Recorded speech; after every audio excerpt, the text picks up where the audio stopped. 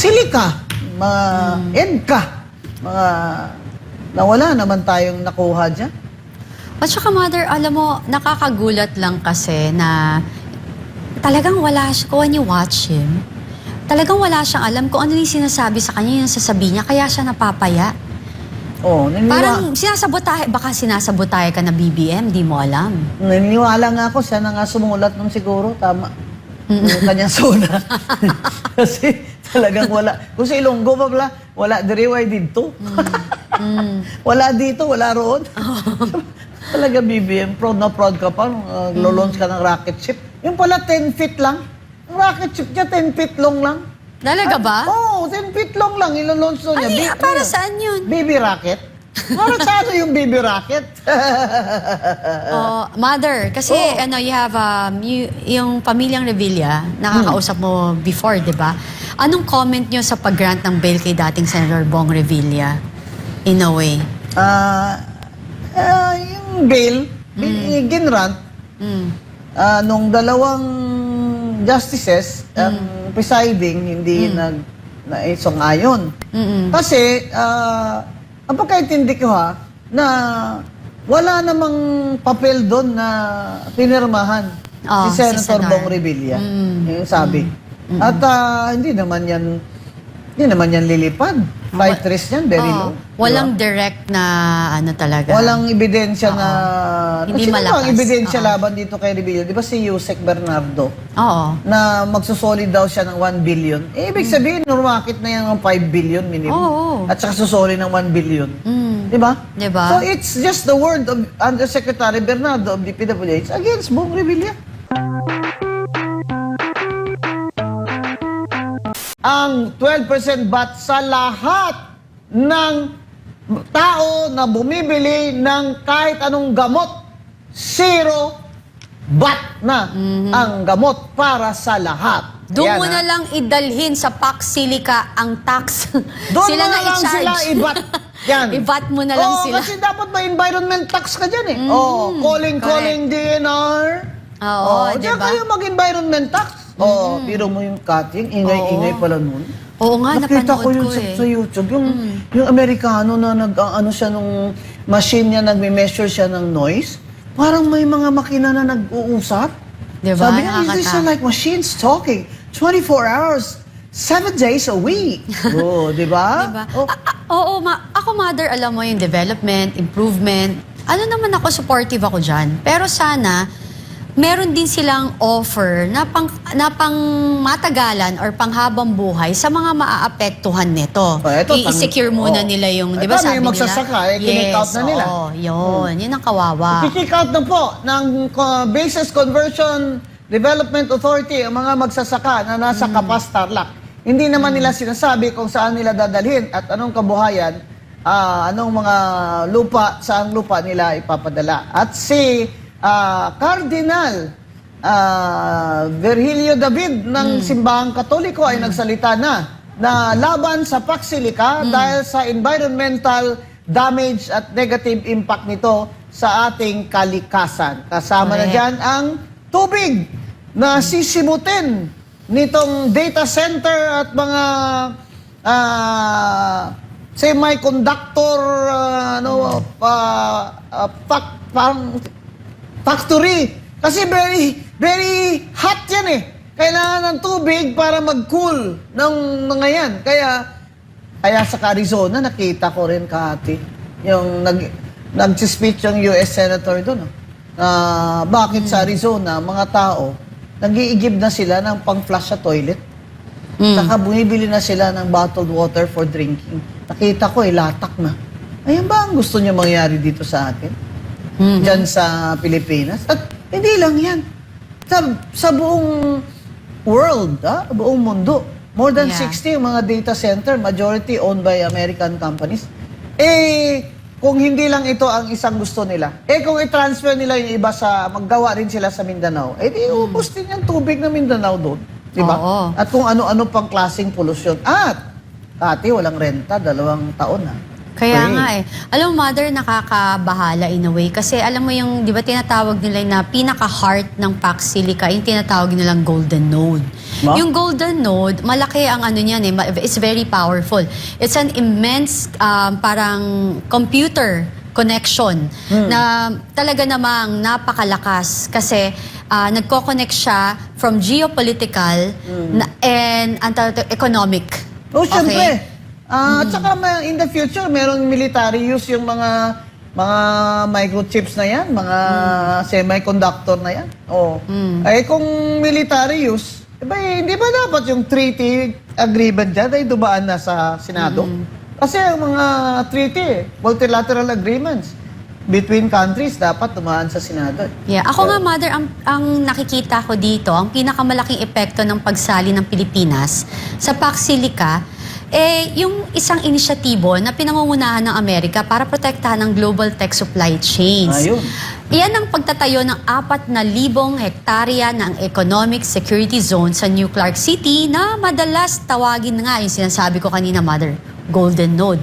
Kasi ang layunin nito ay iangat ang Pilipinas mula sa pagiging basics, electronics, assembler, papunta sa pagiging isang major player pagdating sa advanced semiconductors, AI compute infrastructure, at critical mineral processing pagdating sa 2020. Kaya ng nickel at 2028. copper, mga critical minerals. Yun nga, ako tinanong ko rin, Mother, bakit Pilipinas ang pinili ng Amerika? Pinili kasi nila ang ating bansa dahil sa kombinasyon ng ating likas na yaman, talento ng mga manggagawa at tiwala sa geopolitics. At ang ating presidente ay tago lang ng tago kay Trump. Kaya At pinili eto nila pa, Mother. ating Pilipinas. Yung critical minerals natin, Mother. Oh. Kasi yung Indonesia, simula nang pinagbawal ng Indonesia ang pag-export ng raw nickel, ang Pilipinas na ngayon ang pinakamalaking exporter ng nickel ores sa buong mundo, Mother. Hindi nga pinaprocess dito. Dapat dito nyo i-process Yes. para may trabaho ang mga Pilipino. Yun na nga, Mother, dapat tayo yumayaman kasi isang napakahalagang sangkap yan, Mother, para sa mga EV o electric vehicle batteries, clean energy at teknolohiya. Isipin mo, ang dami pala nating nickel na ngayon, ang technologies papunta sa EV, we have the ingredients. Oo, pero Diba? nandun na sa China, nandun na sa kung saan-saan dyan ng mga semiconductor factories ng US-owned, mga Tas sa atin, libre. Yes, mga kaibabayan. Lagi nyo pong huwag kalimutan na si Bongbong Marcos ay best friend niya talaga ang Amerika. Lalo na ito si Trump. Pero hanggang ngayon ay pabor pa rin siya sa ICC na i-aresto ang mga Senator Bato de la Rosa dito. Kahit na sinabi na ni Trump na yung mga allies natin, dapat wag na silang mag-cooperate dyan sa ICC. At pinadala pa niya si Secretary Rubio dito. Kasi nga, itong Pax Silica na ito, hindi naman ito mangyayari na, bakit ba Pilipinas ang pinili ng mga ito, di ba? No. Kasi pinakalapit tayo sa Taiwan eh. Yes. Di ba? At saka, di ba? Oo, tsaka, Mother, kasi subok na sanay na workforce tayo pagdating sa back-end, semiconductor, semi-testing. Yung mga high-end paying jobs ito, Kati, hindi naman ang pupunta sa Pilipino. Kasi mga scientists yung mga kailangan dyan. Mga AI. Siguro, mga Pinoy dyan, yung mga basurero, yung mga tagahugas ng ano, yung mga delikadong mga delikadong trabaho ba na maiinit, ganyan. Pero yun ang come on nila sa atin, 130,000 daw na mga Pilipino, mga patrabaho, duda ako dyan. May tinanong ako, ano pa yung comment mo? Bakit kaya talagang tayo, sabi yung strategic alliance nga daw. Kasi yung Pilipinas daw, isang pinagkakatiwala ang treaty ally ng Amerika sa Indo-Pacific, Mother. As usual. Diba? Para, di ba, alam mo yun, kaya nakikita tayong ligtas na lokasyon para ilipat ang mga supply chains palayo sa China. Kasi nga, nandun na sa China yung marami. Pero ang epekto naman, Mother, yung magsasaka. Tubig. Kabuhayan at supply ng tubig. Lalo diba? namang electricity, laging ma-brownout dyan sa inyo Grabe sa yan. Angeles, sa Tarlac. Nako, mahirap na mga mayor, gising-gising. Dapat pag-aralan yung mabuti. Mag-hearing kayo dyan, mag-hearing kayo dyan. Ako, Mother, ang advice ko, especially sa local government, from barangay captain to mayor, dapat you need to learn how to do it properly. You go to abroad. Kunwari, baka meron mga grant ng edukasyon, kunwari sa China, sa China talaga, 'di ba? Or sa other countries na you need to learn before natin pasukin.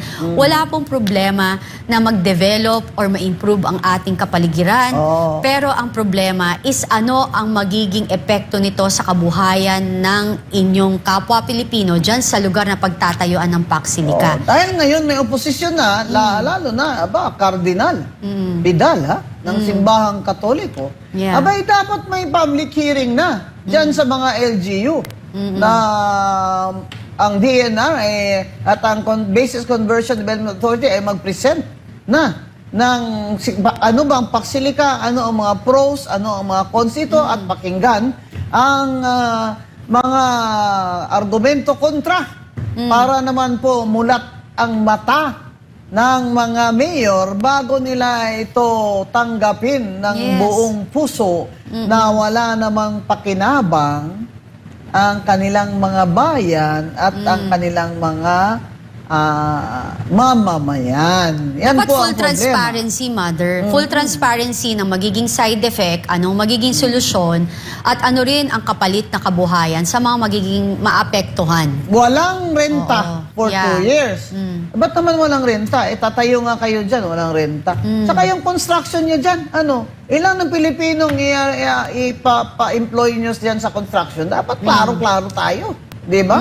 At saka, siyempre, ang sasabihin nila, mga negosyo dyan sa loob, parang military base ang labas. Yes, no? oo, ganun na rin. Oo, Ganun diba? na rin. Parang, kung may capacity ho yan for military use someday, dapat po bisitahin uli ang konstitusyon dahil pinagbabawal na mga military bases ever Correct. since the 1987 konstitusyon. Kaya, ito pong Paxilica, wag ho nating tanggapin basta-basta na lang na hindi tayo nagsusuri. At Correct. BBM, mag-transparent ka naman at panigan mo naman ang mga Pilipino. Bakit naman walang tax? At saka pag nag-export tax sila, magkano export tax nila? On what?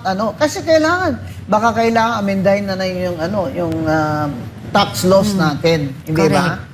Pero, budol na naman to eh. Nakakatakot talaga to si BBM eh. Kasi in 23 months, kung anong pinag-iisip nito, may mga rocket ship. Hindi nakakalungkot kasi we are Nuclear so, plant. di ba, mag-ed ka, tapos yung Paxilica, tapos sinampal tayo ng 12.5% na tariff Oo tax. nga eh, parang, So, ano nangyari, di ba? parang hindi pa ba ito klaro sa kanya? Hindi pa ba obvious ito na ang tingin sa kanya ng Amerika at ni Trump ay lamang? Napakababa naman ang tingin ng mga ito sa atin. Hindi kaya, Mother, dinideal kasi niya yung pera nila doon. Yun ang hindi ko alam. Baka may pera pa ba siya naiwan doon? Meron Oo, eh. di ba? Meron, May mga di ba? kaso pa doon. Oo, meron. Gusto ni BBM na mag-iwan ng legacy. Nagsabi pa nga si Auntie Claire na malulungkot daw si BBM kung ang kanyang mga sinimulan na proyekto ay hindi masundan o ma-continue ng sunod na administration. Aba, gumaganda si Auntie Claire. Ha? Sa field. Baka kumikinis ha? Baka may filter? Ha? Kumikinis ha? Oo. Malulungkot daw. Bakit kami malulungkot? Ano bang legacy mo? Wala ka naman legacy na iwan dito. Ano ba yung kundi project? Corruption. The worst corruption. The highest inflation. The highest debt. The highest corruption in Asia, corruption index ay number 33 ba yun? Sa 100? Grabe. Correct. Highest unemployment, highest inflation, lowest peso to dollar exchange. Ano naman ang legacy, Auntie Claire, Oo. na dapat ay ipatuloy? Dapat nga ang gusto ng tao ngayon ay ma-reforma niya, palitan na yung mga ganyan. Correct. Kaya wag yun na siguro kaming drama-dramahan ng ganyan. Kasi hindi naman uuto-uto mga Pilipino ngayon. Gutom na eh. At saka sa self-proclaim, di ba? Natatawa ako, meron mga nagpo-post yung mga nila na ang Davao daw ay zero billing na. Mantagal na zero billing ang Davao. Saka bakit sinasabi ng BBM sa zona yun? Oo. Siya ba mayor ng Davao? Yun na nga.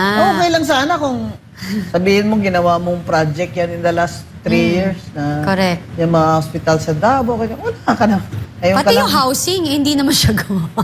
Diyos Ang ko. hirap talaga, BBM, na gustuhin man ng mga kakampi mo, ay wala naman silang masabi Mm. na mga legacy project mo. At itong Pac Silica na ito at iyong mga rocket ship at nuclear plant ay lalong ilalagay tayo sa risgo. Oo. Lalong ilalagay tayo sa anong tawag doon? Delikado ba? Oo. Danger. Magiging target tayo. Oo, Magiging geopolitical target tayo, Yun. Mother. Pag may conflict na naman po, ay o kaya digmaan, God forbid, ay mauna na naman titirahin ng Pilipinas. Oo. Dahil dyan sa mga yung Pac Silica, mga EDCA, mga nawala naman tayong nakuha dyan. At saka, Mother, alam mo, nakakagulat lang kasi na talagang wala siya, kung you watch him, talagang wala siyang alam kung ano yung sinasabi sa kanya, yung sasabihin niya, kaya siya napapaya. Oh, Parang sinasabotahe, baka sinasabotahe ka na BBM, di mo alam. naniniwala nga ako, siya na nga sumulat nung siguro, tama. Yung kanyang suna. Kasi talagang wala. Kung sa Ilonggo pa pala, wala diriway dito. Wala dito, wala roon. Talaga BBM, proud na proud ka pa nung launch ka ng rocket ship. Yung pala 10 feet lang. Ang rocket ship niya 10 feet long lang. Talaga ba? Oo, 10 feet long lang. Ilo-launch niya. Ay, para saan yun? Baby rocket. Para sa ano yung baby rocket? Oh, Mother, kasi you have yung pamilyang Revilla, nakakausap mo before, di ba? Anong comment nyo sa pag-grant ng bail kay dating Senator Bong Revilla? In a way. Yung bail, ginrant, nung dalawang justices, ang presiding, hindi naisang-ayon. Kasi, ang pagkaintindi ko na wala namang papel doon na pinirmahan Oh, si si Senator Senator. Bong Revilla. Yung sabi. At hindi naman yan lilipad. Fight risk yan, very low. Walang direct na ano talaga. Walang ebidensya na... Hindi Sino ba malakas. ang ebidensya laban dito kay Revilla? Di ba si Yusek Bernardo? Oo. Na magsusolid daw siya ng 1 billion. Ibig sabihin, market na yan ng 5 billion minimum. Oo. At saka susoli ng 1 billion. Di ba? Di ba? So it's just the word of Undersecretary Bernardo of DPWH against Bong Revilla. Yun na Oo. yun. Na At tumanggap saka- siya ng pera kay Bernardo. At saka ang layo naman ng 1 billion sa 500 billion na... Ano yun? Oo. Flood control, di ba? Oo, layo. Parang dumilang ng kuko At yan. saka, ang nakakainis talaga, ginagawa pa state witness itong mga DPWH na yun. Oo, grabe yan. Nakakasuka kayo? Ibang Na itong klase. mga magnanakaw na ito sa DPWH, ay siya pang gawin yung state witness. Kaya yan si Secretary Bunuan. Talagang magrarally ako pag na-state witness yan. Yung din. state witness yan, yan naman talaga ang Oo. siya na yung pinakataas doon eh. Pwede ba mangyari yung mga flood control na ghost? Ayan o, mga Kalokohan Bernardo, yun naman mga katawan ng mga ito. Di ba? Mahal ng jacket. Mahal ang jacket. Saka bakit ang tataba ng mga taong Diba? ito? Ha? Oo, ang tataba nila, no? Alam pa ako isang congressman, wala nang lieg eh. Sarap siguro ng kain nun, ah. Grabe talaga. Wala nung nang nagsimula yata yan, malnourished yan eh. Oo. Ayun, grabe, wala nang lieg ba? Grabe talaga yung mga certification na. Hindi, meron ding isa. Nagpa-video shoot pa. No? Lumalagok ng Congresswoman. champagne? Hindi. Birthday niya, lumalagok ng champagne na magkano yun? Napanood mo yung nanay. Saan? Na gumawa siya ng video niya. Ano? Nung SONA. Na bonggang-bongga na talagang... Yung damit niya? Hindi, pati mga diamonds, gano'n, di ba? Ay, bongga. Sabi ko, kakatakot to. Pag eto, naging presidente, asawa nito, lalong ubos ang pera ng bayan. Wala na. Di ba? Tara. Mother, Yan na. nabalitaan nyo yung kay Senator Bato. Ay, hindi Na totoo kunwari na kumalat na nahuli Senator Bato. Ano ang ano mo nun? Fake news yan. Di ba? Hindi nga totoo eh. Anong Totoo, comment? kita mo naman, Kasi sinisisi ang DDS daw. Sabi nila, ang DDS daw nagkalat. Ha? Tanga. Ewan Sorry. ko. Talaga. Pero, ayan, inulit na naman ni Auntie Claire, ha, na sinabi ni BBM na ituloy ang pag-aresto kay Senator Bato. Oh, so Aba. talagang hindi susunod si BBM kay Trump at kay Secretary Rubio. Talagang magko-cooperate siya sa ICC. Tingnan natin Sino unang mahuhuli? kung totoong magko-cooperate siya dyan. Oo. At Sige. saka yung ICC, 5 bansa na nag-withdraw. No?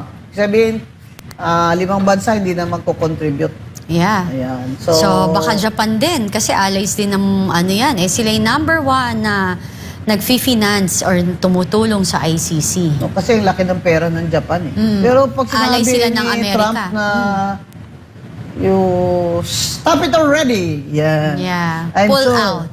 I'm sure stop it already na yung Japan. Diba? Yes, tama. Kasi sabi ni Rubio, baka naman itong mga general namin someday, warrant of arrest pa nitong ICC. Hindi pwede yan.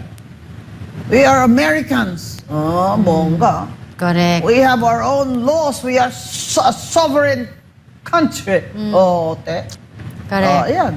Kaya, yan po mga kababayan ang masakit hanggang ngayon na parang kung sa Ilonggo pa, tando lang ito si BBM. Sabi ko nga, mahirap itong commander-in-chief natin na tando. Sabi ko nga, sobrang bait ng Pilipino dahil natitiis natin na meron tayong mga leader na corrupt at adik. Nakakalungkot. Yun yung katotohanan. Mabait tayo Pero pag napuno ang salop sili yun, di ba? Yes. Pag napuno ang salop. Yan. Kaya sabi ko nga, mga kababayan, huwag tayong palilingat dito. Nilingaw-lingaw lang tayo ba? Yung totoong problema, katulad niyan, Mother, tumaas ng bahagya ang bilang ng mga Pilipinong walang trabaho noong June. Ayon sa pinakahuling ulat ng Philippine Statistic Authority o PSA. Uy! Mula sa 2.5 milyong walang trabaho noong Mayo, umakyat na ito ng 2.59 or 2,590,000 if I'm not mistaken. Thousand. Diba? 2,590,000 or people. yes. Oh, Maganda Filipinos dito. have no jobs. Yes. Ay, grabe. Diba? So, sabi, bahagyang umakyat din ang unemployment rate sa 4.9% kumpara sa 4.8% noong nakaraang buwan. Wala na kasi. Diba? O, Kati. Pero may sabi sa akin yung aalis na ng China na kumpanya. Ito negosyante nagsabi sa akin. Imbis na pupunta ng Pilipinas, sa Malaysia dinala yung kumpanya. Kasi naman daw, dito, grabe ang corruption. Sa permit pa lang ay maglalagay ka na. At ang dami daw holiday. Yeah. Puro Totoo, holiday. Puro holiday. Kaya Lugi sila. wala na silang productivity. Wala na. At saka, kumpara daw dun sa Malaysia, mas industrious daw. Masipag daw ang mga Malaysians kaysa Pilipino. Ang bihira naman, Pag bigyan kayo ng trabaho, itodo nyo naman. Correct. Huwag yung, alam mo, napansin ko yan, Kati. Yung mga nagbabantay ng kung ano-ano, magkukwentuhan muna. Yun na nga lang Ibang bansa, hindi nagkukwentuhan yung tagabantay. Pero Mother, ang weird kasi sa kabila raw noon, nadagdagan naman ang bilang ng mga may trabaho. Umabot sa 50.66 milyong Pilipino ang may trabaho noong June mula sa 49.63 milyon noong May. Gayunman, bahagyang bumaba ang employment rate sa 95.1% mula sa 95.2%. Mas marami rin ang naging bahagi ng labor force o mga Pilipinong may trabaho o aktibong naghahanap ng trabaho.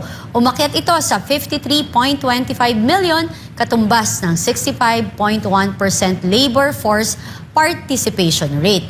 Mula sa 52.13 million o 63.8% noong May. Pero samantala, tumaas din ang bilang ng mga underemployed o mga may trabaho, ngunit naghahanap pa ng dagdag sa oras o karagdagang pagkakakitaan. Umabot ito sa 6.11 million mula sa 6.04 million. Ngunit bagyang bumaba ang underemployment rate sa 12.1% mula sa 12.2% noong nakaraang buwan.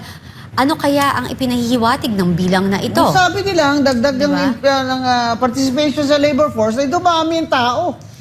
Actually, hindi Dumami nagtatali. ang tao na Oo. naging labor Yeah. force age. Makyat na sila dun sa age na pwede na silang magtrabaho. Trabaho. Yun, kaya dumami yung napaparticipate Yes. sa labor force. Hindi ibig sabihin na dumami yung napatrabaho. Maraming Kasi napilitang magtrabaho kahit bata pa.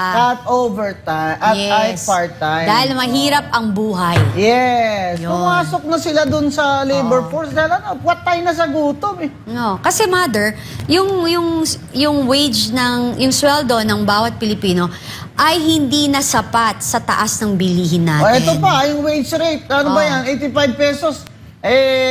Nag-TRO pala ang isang RTC dyan. Nako, galit na galit yung mga kaliwa. Kasi, course. bakit naman daw sa 85 pesos a day, hinihinto pa. Ang sabi naman ng mga negosyo, alam nyo, maganda sana yan kung maganda ang negosyo. Hindi naman maganda ang negosyo. Pag tinaas ang wage, sabi nila, mapipilitan naman kami na pag na-short naman kami sa panweldo, magle-layoff din Magbabawas. kami. Oo. Ayun. Tatanggal. Ang sakit talaga ng problema ni BBM, ano? Grabe, Kasi no? BBM, ang solusyon talaga dyan, ay maghanap ka ng trabaho para sa mga Pilipino. Mm. Jobs talaga important Jobs. dyan. Importante jobs. Pababain mo. Gawa mo ng paraan. Paano bumaba ang bilihin. Hindi, huwag nyo na i-tax. Yun nga Tanggalin nyo na yung VAT na yan. Tigilan na yung total na nanakaw lang yan. Correct. Ano ba? Tsaka yung income tax na yan, ako, sabi ko na noon pa eh. I don't get it, mother. Below Ba't ang 1 million, dami-dami wala na nating income tax. Tayo may pinakamalaking tax, ha? Oo. Diba? 32% ang tax ng Grabe mga naman government yan. employees. Ano Daig ba pa yun? natin yung 5-6 eh. Sobra. Sobra Diba? na. Okay naman daw, sabi ni... May nagsabi na economist na pag binabaan mo naman yung mga income tax, dapat yung wealth tax naman itaas mo. Yan. Ibig sabihin yung importation ng mga mamahaling kotse, importation ng mga luxury goods and bags, mga diamonds and forever, kanyan. Itaas ang mga taxes dyan sa mga luxury goods. At ibaba. Sa akin proposal ko talaga, sa gamot, zero VAT na, lahat. PWD ka o hindi man, senior o hindi, lahat na. Kasi hindi naman tayo kayang ipagamot ng gobyerno nating magnanakaw. Kaya, zero VAT na. Huwag na kolektahin ng BIR yung VAT sa gamot. Lahat ng klaseng gamot. Correct. Yan. Sana makinig naman si BBM para pasalamatan ko naman siya sa aking Facebook. Di ba? Malay mo, magising siya. Ginising siya ni Ant-Man. At nagising Oo siya nga. uli. Sabi Kasi niya, si "Ay, Ant-Man din naman ang sa kanya. Nagumising sa kanya. Diba? Naging reason kung bakit siya Nagpatakbo. tumakbo. Nag-inspire sa kanyang patakbong presidente Correct. si Ant-Man. Baka naman magising siya kay Ant-Man. Boss. Zero bat mo na yung lahat ng gamot Oo. para sa lahat. Tulungan para mo ang naman Pilipino. palakpakan ka Yan. namin bago ka mag-retire. Yan. Exactly. Huwag naman sabihin ni BBM na wala na tayong sinabing maganda. Oo. Meron naman tayong sinasabing maganda kung gawin niya. Exactly. Yan. Kung matutulungan niya, pupurihin natin. Diba? Pero kung hindi, nanakawin lang nila yung tax natin, bak, mahirap yun. hirap naman, pinipilit nyo naman kami dyan sa tax, tapos tinanakaw nyo eh. Walang Yan kasi pakinabang. daw, sabi nung ekonomista, yung si Cora Guidote, na kaya daw ayaw nilang tanggalin yung VAT sa gasolina at excise tax. Dahil meron palang quota sila dyan. Na kailangan makakolekta sila ng ganito karaming tax, pasok sa unprogrammed funds, o kaya para makautang siya uli. Kumbaga, ito yung niya, yung parang guarantee ba? Oo. Sa mga utangan niya, na Yes. makakabayad siya. Kasi- dahil nakakolekta siya ng ganyan. Di ba? Grabe, ninanakawan na tayo. Sa atin pa rin pinambabayad yung inuutang. Grabe to. Ginigisa tayo Sa sarili sariling nating- mantika. Di ba? Eto nga, di ba, merong lumabas na survey, bahagyang lumiit ang lamang ni Vice President Sara Duterte kay Naga City Mayor Leni Robredo sa pinakahuling hypothetical one-on-one presidential match-up na isinigawa ng Okta Research Ano Mother. yung Okta Research na yan? Sino ba may-ari niyan? Well, mamaya, batay sa survey na isinagawa mula Hulyo July 4 hanggang, July 11. Diba? Eh, kahit na mga aling survey dyan, si VP Sara pa rin. leading. Exactly, mataas ka pa rin. Sabi Pero, nga,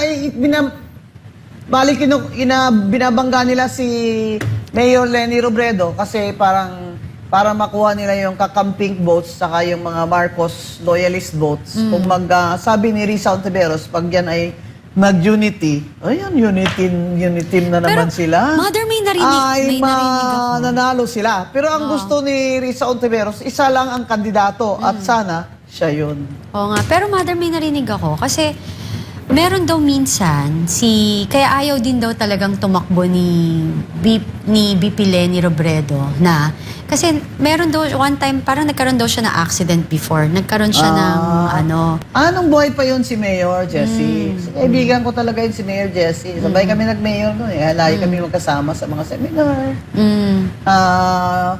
Binangga sila ng truck from behind. Oh. Kaya nagka-whiplash. Sila. Okay. Kaya matagal siyang parang hindi muna nagtrabaho, nag-practice si Lenny noon.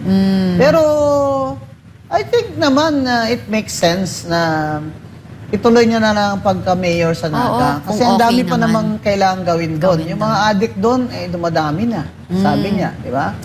Saka, Naga City is, how much is the income? Pero how many people are still poor in Naga City? Yes, correct.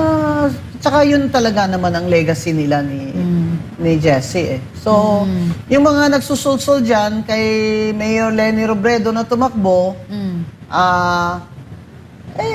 nag-hope naman sila na baka makantahan ni BBM na siya ang magiging kandidato ni BBM. It's a free country, di ba? Pero hindi naman nadadala sa maleta yun, si Leni Robredo. BBM, hindi man daandar yung maleta diplomacy mo dyan kay Leni Robredo. Hindi ako maniniwala. Yeah. So, Mother, sa totoo lang, ang tanong ng bayan, katotohanan ba ang hinahanap natin o kapangyarihan? Naku, at sa huli, ang pinakamahalagang tanong, Sa totoo lang, sino ang tunay na pinaglilingkuran ng politika?